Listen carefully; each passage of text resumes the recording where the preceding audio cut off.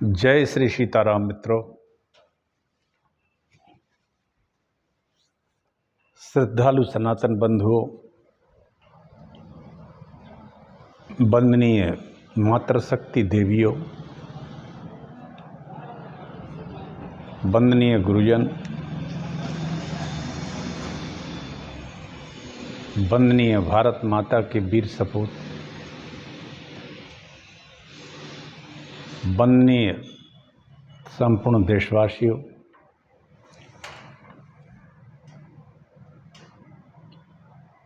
वंदनीय तपस्वीगण, संपूर्ण देशवासियों को मैं टीकमगढ़ मध्य प्रदेश से डॉक्टर राजेंद्र मिश्रा सभी को प्रणाम करता है। मेरे युवा वीरों, मेरे इस कथा के कहने का एकमात्र भर कारण है कि आप लोग अपने धर्म से परिचित हों। हमारा धर्म कितना महान है, क्योंकि संसार में सिर्फ एक ही धर्म है और वो है सनातन। दूसरा कोई धर्म ही नहीं है, क्योंकि ये किसी के द्वारा चलाया हुआ नहीं है। ये ब्रह्मांड की उत्पत्ति के साथ आया है और इसी से कई जितने भी मत और पथ हैं वो सब इसी से निकले हैं। क्योंकि हम जब अपने विराट इस धर्म का अध्ययन करते हैं तो समझ में आता है कि जितने जो कुछ भी मत हैं या पथ हैं वो छोटे छोटे अंशों को लेकर चले, उन सब का समावेश सनातन हिंदू धर्म में है। सनातन आर्य धर्म अनादिकाल से।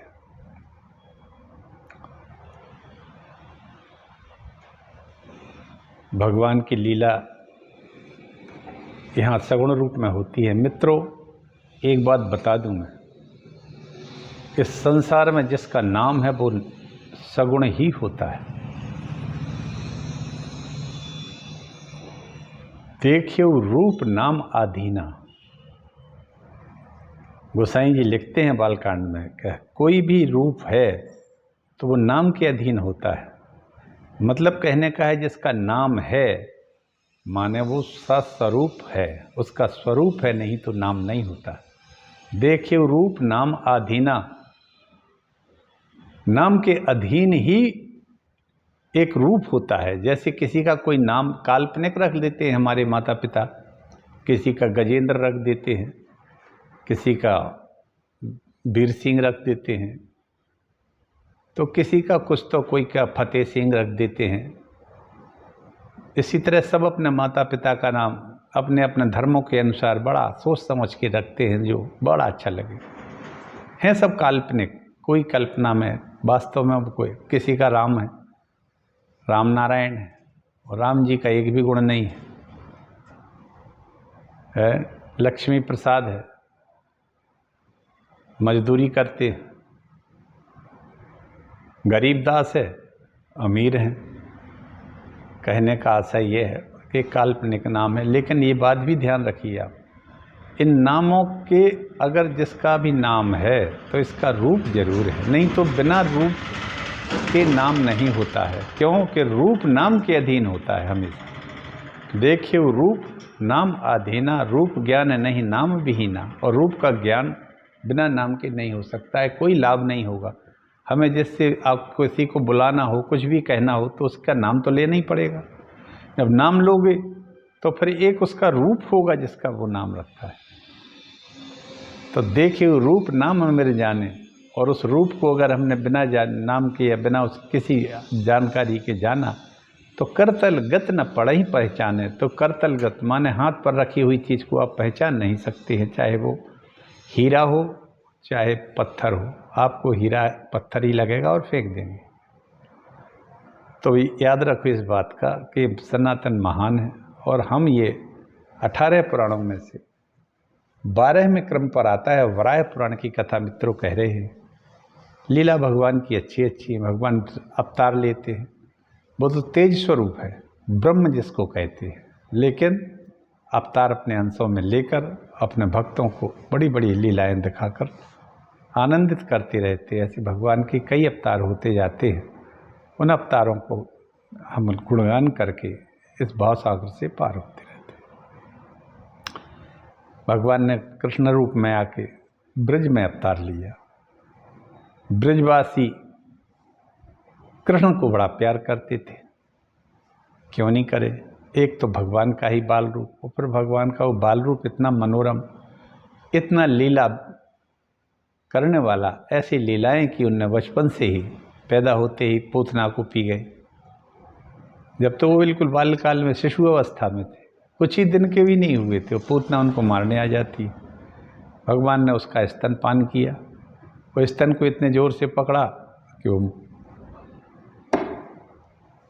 परम धाम को चली गई, उन्हीं में समा गई एक तरह से कहें तो। कृष्ण भगवान के बारे में सभी को ऐसे लगा कि जी ईश्वर का अवतार हो चुका है। सब लोग चाहते थे कि उनको प्रणाम करें। कुछ बड़े हो गए तो गायों को लेकर चराने चले गए, क्योंकि राम जन्म में उन्होंने गायों की सेवा बिल्कुल नहीं कर पाई थी, क्योंकि राजपुत्र थे। इसलिए कृष्ण जन्म में केवल गायों की सेवा की इन्होंने। बचपना पूरा गायों की सेवा करते हुए ही बीता भगवान कृष्ण का। और जब कृष्ण लौट के आते थे गायों को चरा के, आहा क्या बात, तो सब ब्रजवासी उनको प्रणाम करते थे। कोई उनको छूना चाहता था, कोई स्नेह करता था, तो यशोदा को बड़ा बुरा लगता था। यशोदा कहती थी कि आप लोग हमारे बच्चे को प्रणाम नहीं किया करें। क्यों? क्योंकि यशोदा कहती कि ये हमारा लड़का है, ये कोई परमात्मा या भगवान तो है नहीं। अब माँ को तो अपना बेटा बेटा ही लगेगा ना, उसको क्या पता कि ये परब्रह्म परमात्मा ने मेरे यहाँ विशेष अवतार ले लिया है। दूसरी, भगवान की माया इतनी प्रबल थी कि यशोदा समझ ही नहीं पाती थी। अगर ये समझ जाती तो लीला खत्म हो जाती, भाई लीला का उद्देश्य खत्म हो जाता, वात्सल्य खत्म हो जाता। यशोदानंदन नाम है। वो कहती हैं कि आप लोग प्रणाम मत किया करो, गुस्सा हो जाती है, यह ठीक नहीं है, यह तो तुम लोगों का बालक है, फिर इसको प्रणाम क्यों करते हो? यह कोई भगवान थोड़ी ही है, आप लोग तो इससे बड़े हैं, आप इसको प्रणाम ना करें। हाँ, हो सके तो हमारे बेटा को, कृष्ण को, लाला को आशीर्वाद जरूर दिया करें, क्योंकि आप सब लोग बड़े हो, ये सबसे छोटा है, इसलिए आप लोग कोई भी प्रणाम नहीं करना, क्योंकि ये बहुत छोटा सा है, आप बड़े बड़े हो। बात भी सही है, छोटे बच्चों को आशीर्वाद ही तो देते हैं अपन, कोई प्रणाम कहाँ करता है। तो बात तो यशोदा जी सही कह रही थी, लेकिन लोग बागों को लगता था कि कृष्ण के चरित्र ऐसे हैं कि ये सामान्य नहीं है, असामान्य है। क्यों? कि काल के असुर के रूप में काल नेमी आ गया था। ये भीषण असुर था जो कंस बन गया, कंस के साथ उसकी फौज आ गई जो सामान्य आदमियों को मार डालते थे, खा जाते थे। और भगवान ने एक एक करके उन सबको जयराम जी कह दिया और पहुंचा दिया अपने धाम को, जहाँ से राक्षस आए थे। तो वो कहते हैं कि आप लोग आशीर्वाद दें, इसलिए कि कन्हैया की आयु मार्कंडेय ऋषि जैसी हो जाए। वाह क्या बात कहे यार। मैंने अभी मार्कंडेय पुराण की पूरी कथा कही थी, आप लोग हरि बोल डॉक्टर राजेंद्र मिश्रा चैनल पर जाकर इसको पूरे मार्कंडेय पुराण को सुन सकते हैं। भैया बड़ा अद्भुत पुराण है, आप लोग एक बार अगर उसको सुनना शुरू कर देंगे तो अंत तक सुनने की जिज्ञासा बनी रहेगी, क्योंकि वो पुराण ऐसा है कि जो चीज़ें कहीं सुनने को नहीं मिलेंगी जो मार्कंडेय पुराण में हमने कही। मार्कंडेय पुराण ही है ऐसा, हमने कहा है केवल, लिखा तो भगवान व्यास जी ने है, मार्कंडेय जी की उसमें कथा है पूरी, और अद्भुत कथाएं ऐसी हैं कि महाभारत तो श्रीमद् भागवत में भी नहीं है वो कथाएं। उन्हीं का और विश्लेषण गहराई से मार्कंडेय पुराण में आप लोग सुन सकते। तो वो कहते हैं यशोदा जी की आप लोग आशीर्वाद दीजिए हमारे कृष्ण भगवान को, उनकी आयु कैसी हो जाए? मार्कंडेय ऋषि जैसी हो जाए। मार्कंडेय ऋषि को भगवान शंकर ने अमर कर दिया था मित्रों। आयु तो 5 वर्ष की थी पहले उनकी, लेकिन भगवान शिव ने नारद जी के प्रयास से उनको अमरत्व प्रदान कर दिया था। और मार्कंडेय पुराण की अद्भुत रचना हुई। आप लोग सुनिए, मेरे सब वीडियो इस पर पड़े हुए। तो आइए हम ऐसे ही परमात्मा की कथा सुने। वराह पुराण में पृथ्वी के से भगवान कहते हैं कि पृथ्वी तुम्हारे हम हर उसका जवाब दे रहे हैं और तुम सुनो। इसी के साथ ही मैं एक छोटा सा मंगलाचरण करता हूँ और वराह पुराण की कथा कहता हूँ। नमोस्तु रामाय सा लक्ष्मणाय। मित्रों, मैं ये जो मंगलाचरण का पहला श्लोक बोलता हूँ, ये आप लोग सभी लोग इसको चाहें तो लिख सकते हैं, क्योंकि इसमें सभी की देवताओं की स्तुति एक ही श्लोक में हनुमान जी महाराज ने वाल्मीकि रामायण के सुंदरकांड में की है। सीता जी का पता लग नहीं रहा था, हनुमान जी परेशान हो उठे, तब उन्होंने एक लंका के गुर्ज पर बैठकर भगवान की स्तुति की। ये वही है जो मैं आप लोगों के सामने निवेदन करता हूँ। आप लोग करें इसको, सभी देवताओं का आवाहन हो जाता है। नमोस्तु रामाय सा लक्ष्मणाय दिव्यै च तस्यै जनकात्मजायै नमोस्तु रुद्रेन्द्रयमानिलेभ्यो नमोस्तु चंद्राग्निमरुद्गणेभ्यः नमोस्तु रामाय सा लक्ष्मणाय दिव्यै च तस्यै जनकात्मजायै नमोस्तु रुद्रेन्द्रयमानिलेभ्यो नमोस्तु चंद्राग्निमरुद्गणेभ्यः। देखिए, राम जी की, लक्ष्मण जी की, जानकी जी की, भगवान रुद्र की, शिव जी की, शंकर जी की,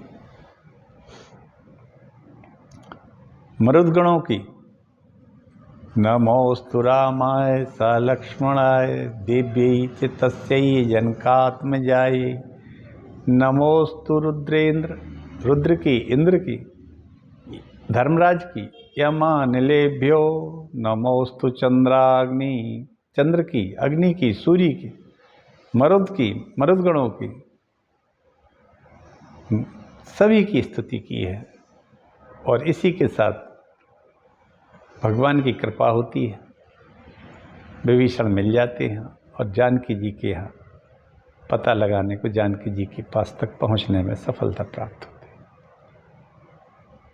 है। ये बहुत अच्छा मंगलाचरण का श्लोक है मित्रों। बड़े बड़े हमारे जो प्रकांड विद्वान हैं वो भी कहते हैं इसको।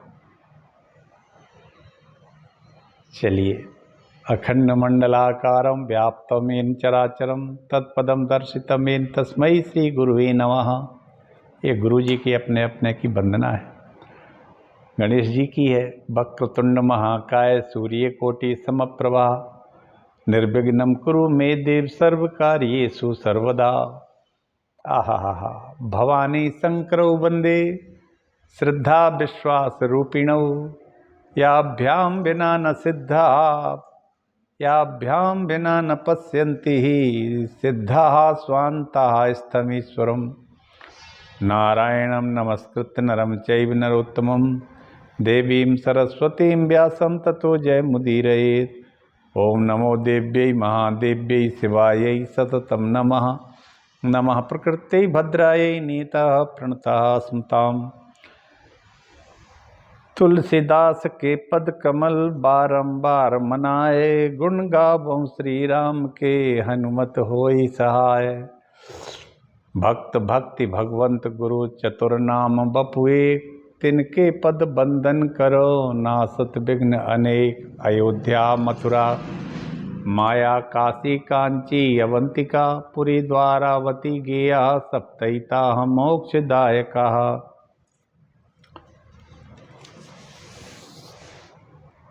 भस्म संदिग्ध सर्वांगो रुद्राक्षा भरणान्विता शिव शंकर सर्वात्मन श्री मातर जगदम्बिके। क्या बात है, भस्म लगाए हुए भगवान शिव, रुद्राक्ष के आभूषण पहने हुए हैं। ऐसे भगवान शिव हमारे पिता और माता जगदम्बा की हम वंदना करते हैं। ये हैं संसार वैद्य भगवान भोलेनाथ। ये उज्जैन महाकाल के रूप में उज्जैन में भी विराजते हैं और 12 ज्योतिर्लिंग के रूप में पूरे भारत में है, अनेक स्थानों पर है। चलिए इसी के साथ हम अब कथा को आगे बढ़ाते हैं। तो मित्रों, हमने कल गायों के बारे में कहा था। गाय अपने अंदर संपूर्ण तीर्थ समाये रहती है। पंचगव्य के प्राशन से अश्वमेध यज्ञ का पुण्य प्राप्त होता है, क्योंकि गाय के दांतों में मरुद गणों का निवास रहता है। हमने आज गाय को छोड़ दिया है। एक बात आप मान के चलिए कि जहाँ जहाँ गौमांस जो भी खाएगा, मित्रों मैं अपनी खुद के अनुभव से कह देता हूँ इस बात को आपसे बड़े दृढ़ता के साथ, और ये बात कोई गलत नहीं है। जो इस पृथ्वी पर गौमांस को खाएगा, गौमांस खाने के लिए नहीं है, नहीं है, नहीं है, क्योंकि ये पशु नहीं है। ये संवेदनशील एक बहुत ऊंचे दर्जे की आत्मा लिए एक स्वरूप है गाय का, क्योंकि इसको भगवान विष्णु लाए थे अपने साथ गाय को, और ये समुद्र से निकली थी मंथन में। तो आप मान के चलिए, जब तक कि गाय का दूध हम पीते थे, हमारे बच्चे पीते थे, हम लोग पीते थे, भैंस का तो कभी कोई छूता भी नहीं था। हर गाय घरों में कम से कम 15-20 नंग गाय रहती थी, तो उसी के खाद से तो खेती होती थी और गाय का दूध पीते थे। तो गाय के बछड़े में और गाय में जितनी तीव्र बुद्धि होती है, वैसी तीव्र बुद्धि हुआ करती थी। ये महिषासुर आज पैदा हो गए हैं ना, जो घर घर महिषासुर राक्षस कोई अलग से प्रजाति तो होती नहीं। महिषासुर, महेश माने भैंस, भैंस का दूध पी पी के महिषासुर पैदा हो गए हैं। असुरों जैसी आदत हो चुकी है, कुतर्की हो गए, मूर्ख की तरह। जैसे भैंस का पाड़ा बछड़ा, भैंस का छोटा पड़ा या पड़िया खड़ी रहती है, उसका मुंह पकड़ के लगाना पड़ता है माँ के दूध से, जब तक वो दूध पीती है, नहीं तो सामने ही खड़ी रहती है। इतनी मंद बुद्धि होती है।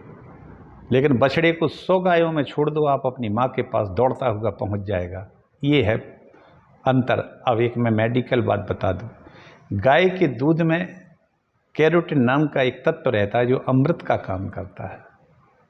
एक बात और बता दूं मैं कि गाय का दूध वात, पित्त और कफ तीनों का नाशक होता है, समन करता है। तो आपका शरीर एक जैसा रहेगा बचपन से वृद्धावस्था तक। भले ही आप 100 वर्ष के हो जाए, आपको भगवान की कृपा बनी रहेगी और गोदुग्ध के कारण आपको रोग दोग नहीं होंगे, हो ही नहीं सकते। क्यों कि त्रिदोष ही नहीं बढ़ने देता है। जब वात, पित्त और कफ और रक्त दूषित नहीं होंगे तो आपको रोग हो ही नहीं सकता। और जब विकार आता है इन त्रिदोषों में, तभी विकृत हो जाती है मानसिकता, मूढ़ता, मूर्खता, नास्तिकता, कुतर्क, लड़ाई झगड़े की प्रवृत्ति, दुष्प्रवृत्ति, अत्यंत मूर्ख। जैसे भैंस घर से चली जाए तो लौट के आती नहीं है, चली जाती है। अगर उसके पीछे उसका बरेदी या मालिक ना हो तो को पता लगा कि पता ही नहीं कहाँ चली गई। और आजकल तो उसका मांस खाने लगे बहुत बड़ी मात्रा में, तो चोर उठा ले जाते। गाय को तो कोई छूता नहीं है क्योंकि शासन का निर्देश है। लेकिन एक समस्या इसके साथ और है कि गाय आधारित कोई कारखाना लगना चाहिए, जिससे गायों को सब बांध तो ले। हमारे किसान इतने निकृष्ट, स्वार्थी और दुष्ट हो चुके हैं कि भैंसों को तो छाती से लगाए हैं, लेकिन गायों को छोड़ दिया। क्यों? क्योंकि भैंसों का दूध महंगा बिकता है और भैंसों मांस वाले ले जाते हैं पैसा देके। बूढ़ी भैंस भी 25-30 हज़ार की बिक जाती है। गाय का कोई लेने वाला नहीं है और फ्री में खाने को सरकार दे रही है। तो कोई गायों को परिश्रम बिल्कुल गायों के लिए नहीं कहता है, छोड़ दी। और ये अरब से आने वाला डीजल पेट्रोल, इसके कारण बैलों की अब ज़रूरत नहीं है। ट्रैक्टर से 1 घंटे में खेती कर ली, साल भर की छुट्टी 6 महीने की, फिर 6 महीने बाद 1 घंटे में खेती कर ली पूरी, एक ट्रैक्टर से 1 घंटे 2 घंटे में, फिर पूरे साल फ्री। अब करो क्या? तो शराब की दुकानें खुल गई हैं। शराब जो कि कम से कम 500 रुपया की एक पौवा, एक पाव आती है, माने उसकी कीमत हजारों में है, वो पीने लगे हैं आनंद से। हैं हम गरीब देश के आदमी, 5,000 रुपये किलो का गुटखा खाती है तंबाकू का। क्या नाम है? संतोष है, क्या है? नहीं, संयोग है, राजश्री है, और जाने कौन है, बड़े लोगों की पसंद भी है। ये भी खाते रहते हैं, कहते हैं हम गरीब आदमी हैं, हम जीवन वो क्या है, गरीबी रेखा के नीचे जीने वाले हैं। तो सब फ्री गवर्नमेंट दे रही है, गाय कौन पाले? लेकिन हम एक बात बता देते हैं मित्रों, एक बार फिर सुन लीजिए आप सब लोग भारतवासियों, जो हमारे इस प्रवचन को सुनता हो, कथा को सुनता हो, पुराण को सुनता हो, जहाँ जहाँ गौमांस खाया जाता हो या जो भी खाएगा, वो देश समूल नष्ट हो जाएंगे। ये मैं आज कह देता हूँ, मैं जीवित रहूँ या ना रहूँ, क्योंकि उम्र तो एक निश्चित पड़ाव पे आ गई है और सबकी आना है। लेकिन इसका दुष्प्रभाव इतना पड़ेगा कि ये पूर्ण समाज खत्म हो जाएगा यदि गाय को खाने की और काटने की प्रवृत्ति खत्म नहीं हुई तो। समग्र भारतवासियों को गाय की सेवा करना चाहिए। ये गाय जो मारी फिर रही रोड पे, गौ माता की रट लगाए हो, खेत खलिहान खाली पड़े हैं, याद रखना इस बात का। जो खलिहान कभी गुलजार हुआ करते थे गायों के और बैलों की आवाज़ से, आहा क्या बात है, वहाँ सुनसान पड़ा है। ट्यूबवेल पे जो इनके पानी पीने को हमने हौदियाँ बनाई थी, वे खाली पड़ी है, कोई नहीं करता है। और आज के जो नई पीढ़ी आई है, इसका तो भगवान ही मालिक है, इसका क्या होगा। ये और नालायक आ गई है, बहुत भयानक नालायक। कोई भी गौ भक्त अब वास्तविक नहीं हो रहा है, जो सा हमने देखा है। बचपन में खूब मैंने गायों की सेवा की, पूरे घरने की। 2-3 किलो 4 किलो दूध सुबह आ जाता था अपनी देसी गायों का, अमृत स्वरूप। इतना ही शाम को आता था, सबको खाने पीने को मिलता था, कोई चाय पीता नहीं था, कुछ और था भी नहीं, ज़रूरत ही नहीं थी। अपने ही खलिहान, खेत खलिहान से सब्जी आ जाती थी, और दूध दही और घी की पूरी आ जाती थी, तो फिर और क्या खाने को चाहिए। बर्गर पिज्ज़ा, ये चाउमीन वगैरह, हम लोग आज बदबू आती है, वहाँ खड़े नहीं हो सकते हैं, ऐसे मलमूत्र से गंदी बदबू आती है इनके पास, इसलिए खाने की तो छोड़ो, उस जगह खड़े भी नहीं हो पाते हैं जहाँ ये बनते हैं शादियों में। मित्रों, गाय का दूध पीजिए अपने बच्चों को, आप सब लोग स्वस्थ रहिए। क्यों? क्योंकि भगवान कहते हैं कि गौ के दांतों में तो मरुदगण रहते हैं, और जिह्वा में, जीभ में, या तो बता दें आज हम, धैवत स्वर में, स्वर जो हैं अपने इसके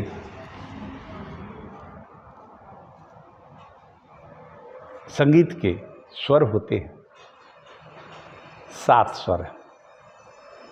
तो धैवत स्वर में बोलती है गाय, लहरा के आवाज़ को।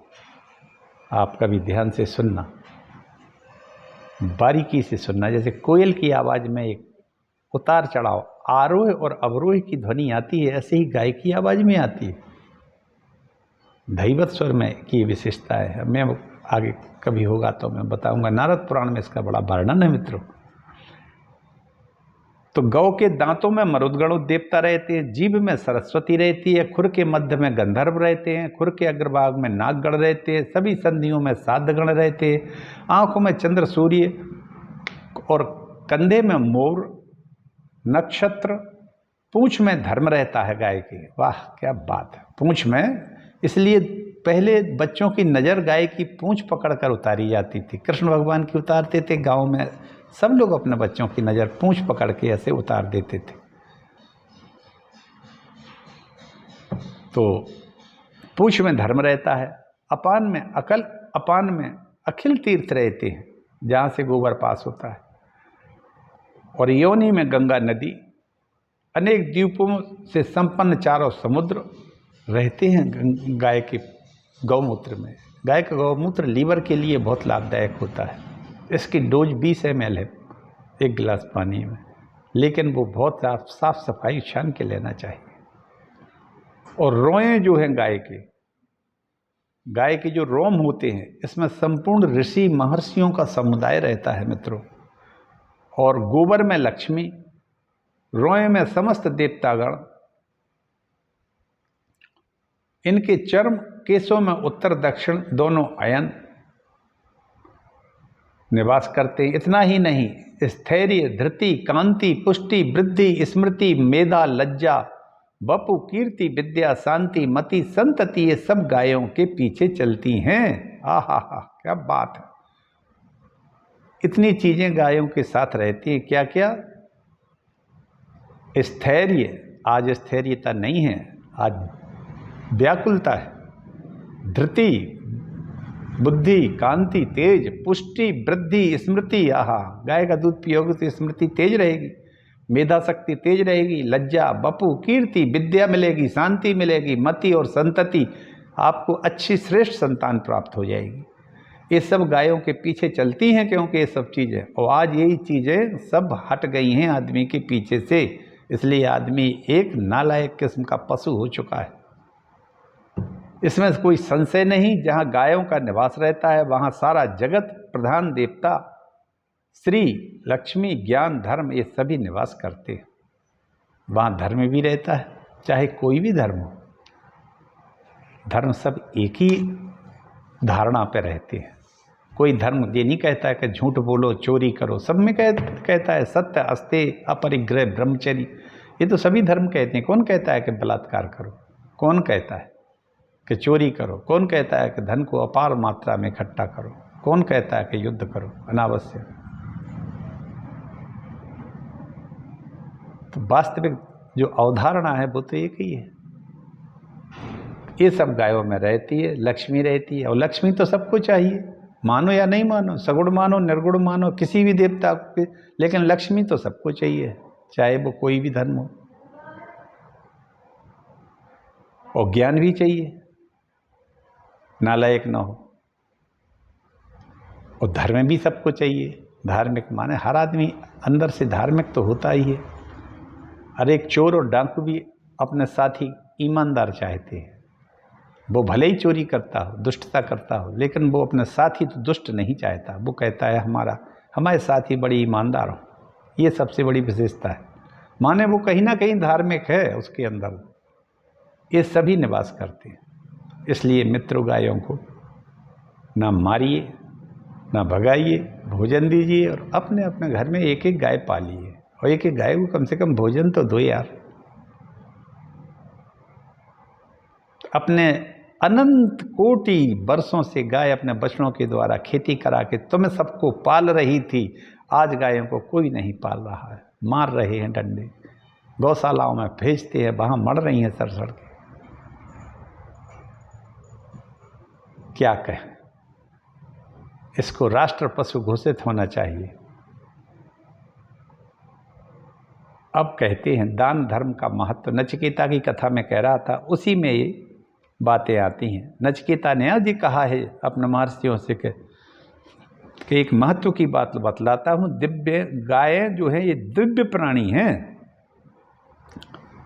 नचिकेता कहता है, मैं जब स्वर्ग से लौटा तो वहाँ मैंने देखा कि गायें दिव्य प्राणी हैं। इनमें संपूर्ण देवताओं का निवास है। अपने शरीर में अमृत धारण करना और धरातल पर उसको बांट देना इनका स्वाभाविक गुण है। दूध अमृत है इसका, गोरस जिसको कहते हैं छत्तीसगढ़ में। मैं छत्तीसगढ़ में पोस्टेड रहा बहुत समय। मैंने केवल गाय के दूध पर ही 2 साल निकाले मित्रों। 2 वर्ष रहा मैं वहाँ के जंगलों में। एक जगह थी किकरदा, और वो भीषण जंगल में वो डिस्पेंसरी थी। मेरा ट्रांसफ़र वहीं हुआ। वहाँ कोई डॉक्टर नहीं था, केवल एक कंपाउंडर, एक स्थानीय प्यून था। मैं वहाँ रहा 2 वर्ष तक। गायें वहाँ अपार थीं, चूँकि गेहूँ मिलता नहीं था वहाँ, वन्य क्षेत्र था, भीषण वन्य, आटा था नहीं वहाँ तो। लेकिन गाय का दूध इतना था कि आप जितना पी सको उतना पियो। तो गाय और के दूध और चावल और के साथ मैंने अपने 2 वर्ष निकाले, और बड़े आनंद में निकले। याद बता दें हम आप, उसके बाद फिर मैं छत्तीसगढ़ बनने के पहले मध्य प्रदेश में आ जाता हूँ, मोहनगढ़ में। इसके पहले पहली पोस्टिंग मेरी मालवा में बिरछा दातार नाम का एक गांव है, वहाँ हुई थी। क्षत्रियों का गांव है, बहुत अच्छी जगह है। बिरछा दातार, जावड़िया वगैरह वहाँ पास में बहुत सारे पौचानेर अच्छे गांव हैं, और वहाँ का क्षत्रिय समाज बड़ा ही श्रेष्ठ किस्म का है। आज भी हमसे सभी जुड़े हुए हैं। तो मित्रों, गायों के बारे में मैं कह रहा था, तो गायों को इस तरह से अवधारणा है हमारी।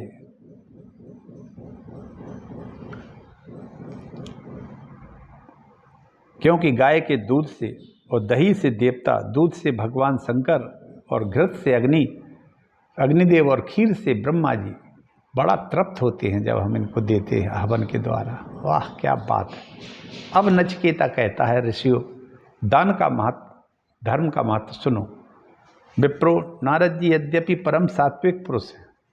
नचिकेता कहता है कि नारद जी बेहद ऋषियों में, मुनियों में सबसे सात्विक, बड़े सभी सात्विक हैं, लेकिन वे बड़े सात्विक पुरुष हैं, किंतु उनके मन में कलह देखने की रुचि भी है। नारद जी की एक विशेषता है कि थोड़ी बहुत वो कलह जनहित में कराते रहते। इसी प्रकार एक बार कौतूहल बस घूमते हुए धर्मराज के यहाँ स्वर्ग में पधारे, जहाँ धर्मराज ने स्वागत किया। उन्होंने कहा, हमें आपका दर्शन मिल गया है, हम पवित्र हो गए, हमारा अंतःकरण शुद्ध हो गया है। मुनिवर, यही नहीं, यह देश सब ओर से पुनीत हो गया। भगवान, आप अपने मनोरथ की बात तो कहें। विप्र, नारद जी धर्म के पूरे मर्मज्ञ से जानकार थे। धर्मराज की बात सुनकर प्रश्न के रूप में उन्होंने कहा, वही भी एक महान गूढ़ विषय है, वही मैं तुमसे कहूँगा। नारद जी ने कहा, एक मैं गूढ़ विषय कहता हूँ धर्मराज, आप सुनिए। नारद जी बोले, भगवान, आपका शासन तो धर्म के अनुसार चलता है।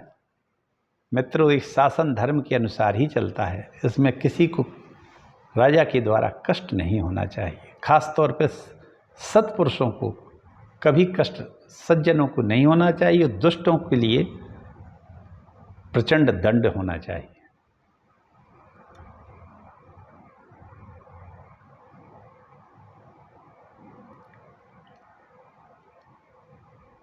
उन्होंने कहा, आपका शासन धर्म के अनुसार तो चलता है, आप सत्य हैं, तप हैं, शांति और धैर्य से संपन्न हैं।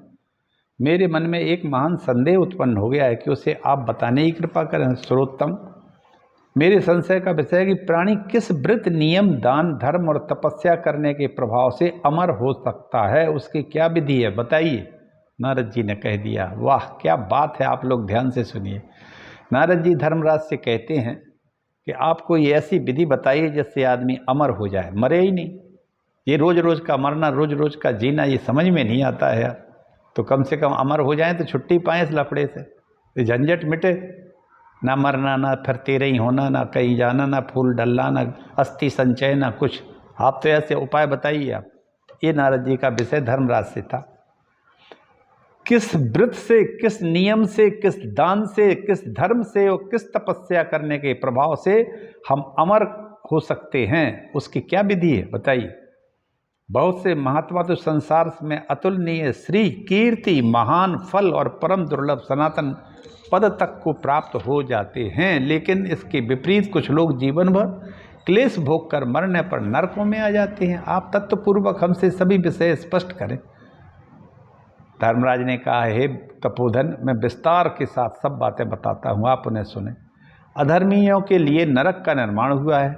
यहाँ पापी मानव ही आते हैं जो अग्निहोत्र नहीं करता, संतानहीन है, जिसके यहाँ संतान नहीं है और भूमि दान से रहित है। ऐसा मनुष्य मरकर नरक में आता है। जो वेदों के पारगामी विद्वान तथा सूरवीर पुरुष है, उनकी आयु 100 वर्ष की हो जाती है। वाह क्या बात। उनकी आयु किसकी? जो वेदों के पारगामी विद्वान हैं, जो सूरवीर हैं, जो दूसरों के दुख में दुखी हो जाते हैं, उनका दुख मिटाते हैं, उनकी आयु 100 वर्षों की है इस पृथ्वी पर। जो मानव स्वामी की आज्ञा का नियम से पालन करते हैं, सदा सत्य बोलते हैं, इंद्रियों को वश में करते हैं, हिंसा नहीं करते, यत्न से ब्रह्मचर्य से रहते हैं, इंद्रिय निग्रही है, ब्राह्मण भक्त हैं, वे नरक में कभी भी नहीं आते। जो स्त्रियां पतिव्रता हैं, जो पुरुष एक पत्नी व्रत का पालन करने वाले हैं, शांत स्वभाव है, पराई स्त्री से जो विमुख है, संपूर्ण प्राणियों को अपने समान मानने वाला है, समस्त जीवों पर कृपा करता है, ऐसे मनुष्य अंधकार से आवृत पापियों से भरे हुए इस नरक संज्ञक देश में नहीं आते हैं। वो नरकों के देश में नहीं आते। यहाँ नरक सैकड़ों प्रकार के और बड़ा कष्ट देते हैं यातना देह को। वो जीव उस यातना देह से अपने कर्म फल को प्राप्त होता है। इसी प्रकार दो ब्राह्मण ज्ञानी हैं जिन्हें सांगोपांग विद्या का अध्ययन कर लिया, जो जगत के से उदासीन रहते हैं, जिन व्यक्तियों ने स्वामी के लिए अपने प्राणों का होम कर दिया, देश के लिए होम कर दिया, जो संसार में दान करते हैं, हित में लगे रहते हैं, वे नरक नहीं आते। जो शास्त्रोक्त विधि से यज्ञ करते हैं वो कराते हैं, चातुर्मास से वो अहिताग्नि व्रत का पालन करते हैं, मौन व्रत ज़्यादा रखते हैं, जो स्वाध्याय निरंतर करते रहते हैं तथा शांत स्वभाव वाले हैं, सब हैं, वो यमपुर में नहीं आते हैं। जो जितेंद्रिय व्यक्ति है, जिसकी कुछ आशा नहीं है रखते, वो अपनी इंद्रियों को सदा बस में रखते हैं, वे इस घोर नरकों में नहीं पड़ते। नारद जी ने पूछा है कौन सा दान श्रेष्ठ है? धर्मराज बोले दान की विधियां और उनकी गतियां अगणित हैं, अनगणित हैं, जिसे कोई 100 वर्ष में भी नहीं बता पाएगा। नारद जी, दान कितने तरह के हैं। तपस्या करने से स्वर्ग सुलभ होता है, तपस्या से दीर्घायु मिलती है, भोग की वस्तुएं मिलती हैं, ज्ञान मिलता है, विज्ञान मिलता है, आरोग्य मिलता है, रूप मिलता है, सौभाग्य मिलता है, संपत्ति मिलती है, सभी तपस्या से प्राप्त होते हैं। केवल मन में संकल्प कर लेने मात्र से कोई भी सुख भोग प्राप्त नहीं हो सकता। मौन व्रत पालन करने से अव्याहत आज्ञा शक्ति प्राप्त होती है। अब आदमी तो आज बकर बकर करते रहते हैं पूरे दिन, कुछ तो भी अनर्गल प्रलाप ज़्यादा करते हैं। कायदे की बात और कम की बात कम करेंगे, व्यर्थ में बात करेंगे। चुनाव आ गया तो हर चौराहे पे बैठे बैठे गुटखा बीड़ी सिगरेट खाते रहेंगे, पीते रहेंगे, दारू पीते रहेंगे और चुनाव की बात करते रहेंगे। बस यही रह गया। और भारत में चुनाव पूरे वर्ष होते रहते हैं, कभी विधायक, कभी सांसद, कभी नगर पालिका, कभी ग्राम पंचायतों का, कभी नगर पंचायतों का, कभी जनपद पंचायतों का। ये भारत वर्ष क्या है, एक चुनाव वर्ष बन गया है। कहाँ करते हैं? ब्रह्मचर्य का पालन बड़ा कष्टमय हो गया है।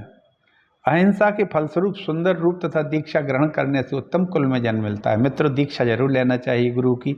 गुरु थोड़ा समझदार हो, समर्थ हो तो बहुत अच्छा है, क्योंकि समर्थ गुरु मिलना अब पृथ्वी पर बड़ा कठिन है। और जो हैं वो दीक्षा देते नहीं, क्योंकि दीक्षा देना कोई साधारण बात नहीं। मैंने मित्र पिछले अध्यायों में दीक्षा विधि का वर्णन किया है। दीक्षा विधि इतनी साधारण नहीं है, दीक्षा देने वाला साधारण नहीं होता है। जिसके पास जो सिद्ध पुरुष होते हैं वो दीक्षा देते हैं और वो अपनी शक्ति का पात करते हैं, शक्तिपात करके आपके चक्रों को खोल देते हैं। ऐसी अद्भुत दीक्षा विधि का मैंने वर्णन किया था अभी पिछले अध्यायों में, सब पुराणों में। ऐसा व्यक्ति उत्तम कुल में जन्म लेता है। फल और मूल खाकर निर्वाह करने वाले प्राणी राज्य और केवल पत्ते के आहार पर अवलंबित स्वर्ग प्राप्त कर लेते। जो 10 वर्षों तक विशेष रूप से जल पीकर ही तपस्या करते हैं और नमक और रासायनिक पदार्थों का जो सेवन नहीं करते, उन्हें सौभाग्य की प्राप्ति और दीर्घायु होती है। अभय प्रदान करने से मनुष्य की सभी कामनाएं पूर्ण हो जाती हैं। डरे हुए प्राणी को अभय दान देना चाहिए। जो डरा है, जो दुखी है, जो भूखा है, ऐसे व्यक्ति को अभय दान देना, संरक्षण प्रदान करना, अपनी क्षमता में जितनी है, ये सभी कामनाएं पूर्ण कर देता है। वाह क्या बात है। दीप का दान करना चाहिए, अंधकार नष्ट हो जाता है। खीर का भी दान, खिचड़ी का भी दान किया जाता है। मित्रों, हमारे यहाँ खिचड़ी का दान सभी करते थे। मकर संक्रांति पर खिचड़ी दान करने का महत्व था। हमारे बुंदेलखंड भर में जो भी आता था उसको खिचड़ी दान दी जाती थी, खासतौर पर ब्राह्मणों को।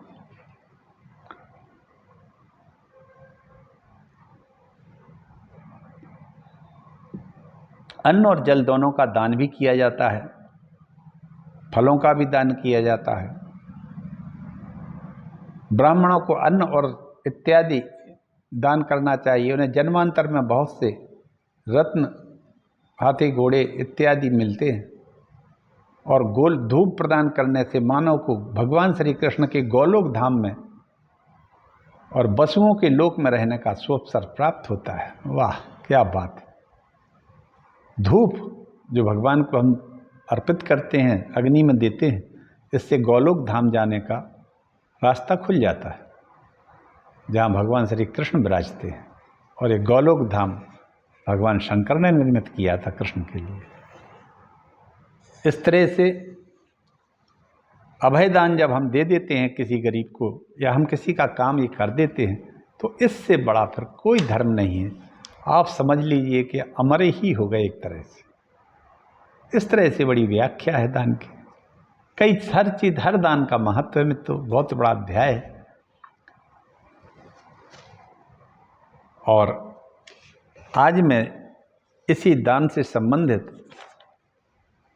और दान और धर्म का महत्व बता के अपनी वाणी को विराम देता हूँ। एक बार पुनः हम कह देते हैं, इस श्लोक है, बड़े महत्व का है। यह अथर्ववेद में भी है, इसका मतलब आता है। अथर्ववेद कहने का अगर मौका मिला तो कहेंगे, क्योंकि साहित्य हमारा अनंत है। जब तक जिएंगे, जब तक बोलते रहेंगे आपके सामने। दंतेषु मरुतो देवा जिह्वायां तु सरस्वती। गायों के दांतों में मैंने कहा था मरुत देवता होते हैं, जिह्वा में सरस्वती। एक संस्कृत के श्लोक हैं ये। दंतेषु मरुतो देवा जिह्वायां, जीभ में सरस्वती। खुरमध्ये तु गंधर्वा खुराग्रेषु तु पन्नगः। सर्वसंधिषु साध्याश्च चंद्रादित्यौ तु लोचने। ककुदे तु नक्षत्राणि लंगूले धर्म आश्रिता। अपाने सर्वतीर्थानि प्राश्रवे जाह्नवी नदी। नानाद्वीप समाकीर्णो तच्चत्वारः सागरा स्थिता। ऋषयो रूमकूपेषु गोमये पद्मधारिणी रोमे वसन्ति। देवास्त्वक्केष्वयनद्वयं स्थैर्यं धृतिश्च कान्तिश्च पुष्टि वृद्धि तथैव च स्मृतिर्मेधा तथा लज्जा वपो कीर्तिस्तथैव च विद्या शान्तिर्मतिश्चैव सन्तति परमां तथा गच्छन्त मनुगच्छन्ति ह्योता गावो न संशयः। यत्र गावो जगत् तत्र देव देव पुरोगमः। यत्र गावस्तत्र लक्ष्मी सांख्यधर्मश्च शाश्वतः। इसका वर्णन ये हमने गायों के जो श्लोक है मैंने आपके सामने पूरे कहे हैं। यह बराह पुराण में है, अथर्ववेद में है, ब्रह्मांड पुराण में, महाभारत, स्कंद पुराण, पद्म पुराण, भविष्य पुराण आदि पुराण। विशेष जानकारी की कल्याण का गो अंक देखना चाहिए। इसी के साथ मैं अपनी वाणी को विराम देता हूँ और कल मैं पतिव्रता का आख्यान कहूँगा। आप लोगों को ये बातों की जानकारी मिल रही है, अच्छी बात है। मैं टीकमगढ़ मध्य प्रदेश से रोज़ कथा कहता हूँ। पिछले 4 वर्ष से मैं कह रहा हूँ, ये 7वां पुराण है। प्रतिदिन बोलता हूँ, आप लोग देखिए और सब्सक्राइब करिए और जोड़िए। आप सबका भला हो, दीपावली सबको मंगलमय हो। भगवान लक्ष्मी नारायण आप पर बड़ी कृपा करें, सबको स्वस्थ रखें, सबको धन धान्य से परिपूर्ण रखें और सबकी बुद्धि सात्विकी और ऊंचे दर्जे की हो। सबका कल्याण करने के लिए आप सबके अंदर सहयोग करने की भावना होना चाहिए। इसी के साथ मैं अपनी वाणी को विराम देता हूँ। आप सबको मैं प्रणाम भी करता हूँ। जय श्री राम। हर हर महादेव।